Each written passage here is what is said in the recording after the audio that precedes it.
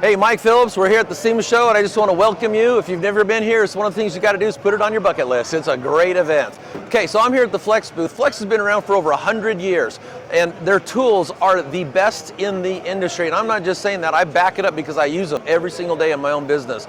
New this year is the 24-volt rotary, tons of power, the freedom of no cord, using their new 24-volt lithium-ion battery technology. This is their new version of the C Beast. Okay, it's a cordless beast. It's an 8mm throw, and what that means is this is a gear-driven tool, and no matter how hard I push, I can't stop that pad from rotating. It's just got a ton of power.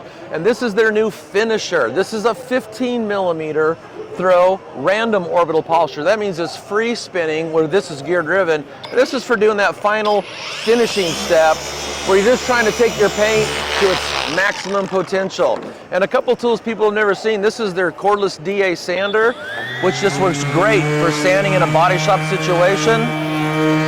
And of course they got the Pixie out here, and with the Pixie, if you grab a 6mm drive unit, you can turn this into a little 3-inch sander. Works really great. One thing about Flex though, when you buy Flex, you're always getting the best.